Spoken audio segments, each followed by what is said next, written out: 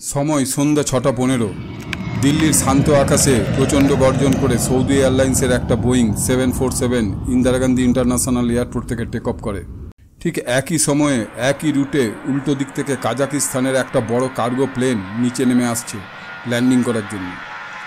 দুটো প্লেনকেই safe crossing করানোর জন্য এটিসি ট্রাফিক কন্ট্রোলার তাদের গাইড করছে, কিন্তু কেউ কোথাও একটা সাংঘাতিক ভুল করছে, তাই তাদের আর সেফ ক্রসিং হয়নি। একে অপরকে মাঝ আকাশে ধাক্কা মারে, আর এর সাথেই ঘটে যায় পৃথিবীর সব থেকে বড় মাঝ আকাশের দুর্ঘটনা, the world's mid air collision, এবং অ্যাভিয়েশন ওয়ার্ল্ডের তৃতীয় সব থেকে বড় দুর্ঘটনা। এই অ্যাক্সিডেন্টে একজনও বাঁচেনি। দুটো প্লেনের মোট 349 জন যাত্রী এবং ক্রু মেম্বার প্রাণ হারায়। The worst mid-air collision took place over Indian sky in outer Delhi. Head-on collision of Boeing 747 and IL-76 took place 10 minutes ago. More details are awaited. এত বড় দুর্ঘটনা ঘটল কি করে? কার জন্য ঘটল? যান্ত্রিক গোলযোগ না মানুষের ত্রুটি? এটা কি এড়ানো সম্ভব ছিল না? আজ আমরা এটার অনুসন্ধান করব। আকাশযাত্রা চ্যানেলে আপনাদের সকলকে স্বাগত জানাই। Shymkent airport, Kazakhstan. একটা IL-76 কার্গো এয়ারক্রাফট নিউ দিল্লির উদ্দেশ্যে রওনা দেওয়ার জন্য তৈরি হচ্ছে। এই চার্টার কার্গো প্লেনটা নিয়ে কাজাকিস্তানের 27 জন বিজনেসম্যান দিল্লি থেকে মালপত্র কিনতে যাচ্ছে। এছাড়াও এই প্লেনে রয়েছেন 5 জন ককপিট ক্রু এবং 5 জন কেবিন ক্রু। বিকেল 3:30 নাগাদ এটা চিমকেন্ট থেকে টেক অফ করে। চিমকেন্ট থেকে দিল্লির রুটটা হওয়া উচিত ছিল দুটো শহরকে যোগ করা একটা স্ট্রেট লাইন, কিন্তু অদ্ভুতভাবে রুটটা ছিল এরকম। কেন এরকম? ওই সময় দিল্লির আশেপাশে অনেকটা এয়ার স্পেস ডিফেন্সের আওতায় ছিল। নিয়ম অনুযায়ী সিভিল এবং ডিফেন্সের এয়ারক্রাফট একে অপরের এয়ার স্পেসে যেতে পারতো না। ডিফেন্সের এয়ার স্পেসকে অ্যাভয়েড করার জন্যই এই রুটটা এরকম হয়েছে। এখানে এই পয়েন্টটার নাম হচ্ছে লুনকা, এবং এই রুটটাই ছিল দিল্লি এয়ারপোর্টে আসা এবং যাওয়ার একমাত্র এয়ার করিডোর। লুঙ্কা পয়েন্টের দূরত্ব দিল্লি এয়ারপোর্ট থেকে প্রায় 330 কিলোমিটার। কাজাকিস্তানের প্লেনটা লুঙ্কা পয়েন্ট দিয়ে সন্ধ্যে 6টার সময় ঢোকে এবং দিল্লি এটিসির সাথে কন্ট্যাক্ট করে নিচে আসার পারমিশন চাই। ঠিক একই সময়ে নিউ দিল্লির ইন্দিরা গান্ধী ইন্টারন্যাশনাল এয়ারপোর্টে সৌদি আরবের একটা বোয়িং 747 টেক অফ করার জন্য রানওয়ে প্রান্তের দিকে এগোচ্ছে। এই প্লেনের গন্তব্যস্থল হচ্ছে সৌদি আরবের তেহরান শহর। এই প্লেনে 289 জন যাত্রীর মধ্যে বেশিরভাগ যাত্রী কনস্ট্রাকশন কাজের ওয়ার্কার। সৌদিতে চাকরি করতে যাচ্ছে। নতুন দেশ, নতুন চাকরি, তাদের দু চোখে ভবিষ্যতের রঙিন স্বপ্ন। কিন্তু তারা জানে না যে টেক অফের 20 মিনিটের মধ্যে ভাগ্য তাদের সাথে কি ভয়ঙ্কর পরিহাস করতে চলেছে।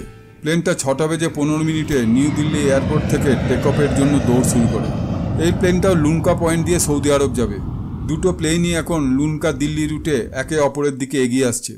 এরকম অবস্থায় এয়ার ট্রাফিক কন্ট্রোলারের বড় দায়িত্ব হচ্ছে দুটো প্লেনকে দুটো উচ্চতায় রেখে সেফলি ক্রসিং করানো। এটিসিতে এয়ার ট্রাফিক কন্ট্রোলারের ডিউটিতে রয়েছেন VK দত্ত।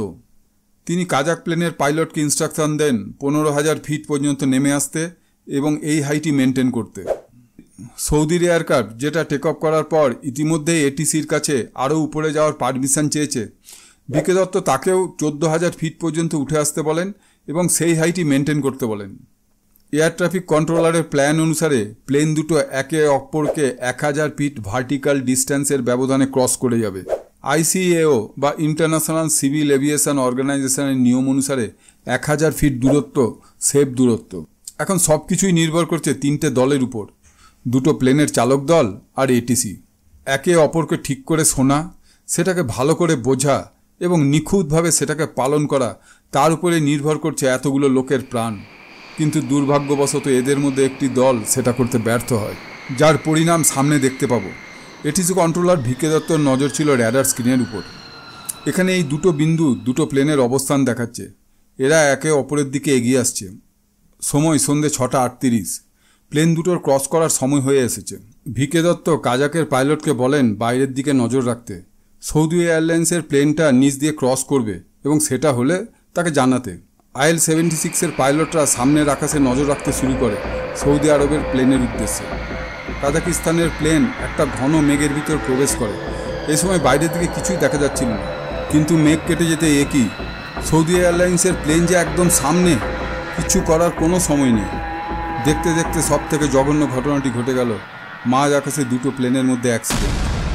ওদিকে এটিসি র্যাডার স্ক্রিনে ডট দুটো একে অপরের সাথে মিলিয়ে অদৃশ্য হয়ে যায় বিকে দত্তার 1 সেকেন্ডও দেরি হয়নি বুঝতে যে একটা অঘটন ঘটে গেছে।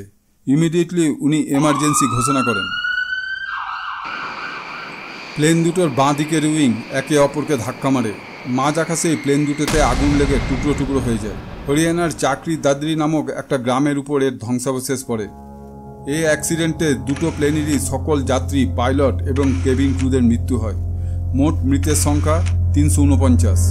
এটা দুনিয়ার সবথেকে ভয়ঙ্কর মাঝ আকাশের অ্যাক্সিডেন্ট, মিড এয়ার কলিশন। 3টি দেশ এই দুর্ঘটনার সাথে যুক্ত থাকায় একে অপরকে দোষারোপের প্রক্রিয়া শুরু হয়ে যায়। ভারত সরকার দিল্লি হাইকোর্টের রিটায়ার্ড জাজ RC লাহোত্রির নেতৃত্বে কোর্ট অফ এনকোয়ারির আদেশ দেয়। এনকোয়ারি দল black box, cockpit voice recorder এবং প্লেনের ধ্বংসাবশেষ গভীরভাবে অধ্যয়ন করে এবং তারপরে তাদের রিপোর্ট তৈরি করে এবং ভারত সরকারকে রিপোর্ট পেশ করে। এই রিপোর্টে বলা হয়েছে দুর্ঘটনা ঘটেছে 14,000 ফিট উচ্চতায়। দুটো এয়ারক্রাফটেরই ব্ল্যাক বক্সে এর প্রমাণ রয়েছে। এটিসির নির্দেশিকা ছিল সঠিক, পরিষ্কার এবং আন্তর্জাতীয় নিয়ম অনুযায়ী। দুর্ঘটনার মূল কারণ নিয়ম ভঙ্গ করে কাজাকিস্তান প্লেনের 14,000 ফিট উচ্চতায় নেমে আসা। নির্দেশ অনুযায়ী তার 15,000 ফিট উচ্চতায় থাকা উচিত ছিল। এই রিপোর্টটা দেখার পর এটা পরিষ্কার যে অ্যাক্সিডেন্টের জন্য কাজাকিস্তান প্লেনের পাইলটই দায়ী। কিন্তু সে এই ভয়ঙ্কর ভুলটা কি করে করলো? তার প্রায় 10,000 ঘন্টা ফ্লাইং এক্সপিরিয়েন্স রয়েছে। তার কো পাইলটও যথেষ্ট অভিজ্ঞ, কিন্তু একটা জায়গায় তারা খুবই দুর্বল, সেটা হচ্ছে তাদের ইংরেজি ভাষা। এই প্রমাণটা ককপিট ভয়েস রেকর্ডারে পাওয়া গেছে। নিয়ম অনুযায়ী প্লেনের ক্যাপ্টেনকে সরাসরি কথা বলতে হয় এটিসি কন্ট্রোলারের সাথে, কিন্তু এক্ষেত্রে প্লেনের রেডিও অপারেটর সেই কাজটা করেছে। হয়তো তার ইংরেজিটা অপেক্ষাকৃত ভালো ছিল। ট্রাফিক কন্ট্রোলারের সব ইনস্ট্রাকশন সে রাশিয়ান ভাষায় অনুবাদ করে ক্যাপ্টেনকে শোনাতো। দুর্ঘটনার একটু আগে এটিসি কন্ট্রোলার ওদের উদ্দেশ্যে একটা নির্দেশিকা দিয়েছিল যে 15,000 ফিট বজায় রাখতে, কারণ সামনে 14,000 ফিট উচ্চতায় অন্য ট্রাফিক আছে। এখানে হয়তো 14,000 ফিট এই শব্দটা ওরা নিজেদের প্লেনের উচ্চতা বুঝে নিয়েছিল। কোর্ট অফ এনকোয়ারিতে আরও কিছু জায়গা চিহ্নিত হয় যেগুলো অ্যাক্সিডেন্টের জন্য সরাসরি দায়ী নয়, কিন্তু ভারতের আকাশে সেফ ফ্লাইংয়ের জন্য ওইগুলোর আপগ্রেডেশন একান্ত দরকার। নিউ দিল্লি এয়ারপোর্টে যাওয়া ও আসার দুটো আলাদা এয়ার করিডোর থাকতে হবে। সব এয়ারপোর্টে সেকেন্ডারি র্যাডার বসাতে হবে। নিউ দিল্লি সমেত ভারতের সব এয়ারপোর্টে তখন প্রাইমারি র্যাডার ব্যবহার করা হতো। এটা কেবল প্লেনের লোকেশান দেখায়, কিন্তু হাইট জানার জন্য এটিসিকে পাইলটের উপরেই নির্ভর করতে হতো। এক্ষেত্রে পাইলট যদি কোনো ভুল করে তাহলে এটিসি নিরুপায়, যেমন এই দুর্ঘটনার ক্ষেত্রে হয়েছে। সেকেন্ডারি র্যাডারে লোকেশান এবং হাইট দুটোই দেখিয়ে দেয়। এক্ষেত্রে এটিসি পাইলটের উপর নির্ভরশীল থাকে না। ভারতের সব এয়ারক্রাফটে TCAS লাগাতে হবে। একটা প্লেনের কাছাকাছি অন্য প্লেন এসে গেলে এটা পাইলটকে ওয়ার্নিং দেয় এবং অ্যাক্সিডেন্ট থেকে বাঁচতে হলে কোন দিকে যেতে হবে তারও নির্দেশ দেয়। ব্যয়বহুল এই সিস্টেম তখন একমাত্র আমেরিকার কাছে ছিল। Director general of civil aviation বা DGCA উপরোক্ত সব সিস্টেমগুলোর জন্য দাবি সরকারের কাছে অনেক দিন যাবৎ করে আসছে, কিন্তু সেইগুলো একটাও অনুমোদন হয়নি। কিন্তু এরকম একটা দুর্ঘটনা ঘটে যাওয়ার পর এগুলো সব অনুমোদন হয়ে যায়, আর 3 বছরের মধ্যেই কোর্ট অফ এনকোয়ারির সমস্ত রেকমেন্ডেশনগুলো বাস্তবায়ন করা হয়। ভারতের আকাশ এখন আগের থেকে অনেক সুরক্ষিত এবং ভারত পৃথিবীর দ্বিতীয় দেশ হয় TCAS লাগানোর ব্যাপারে। সব কিছুই হলো, কিন্তু 349টা প্রাণের বিনিময়ে।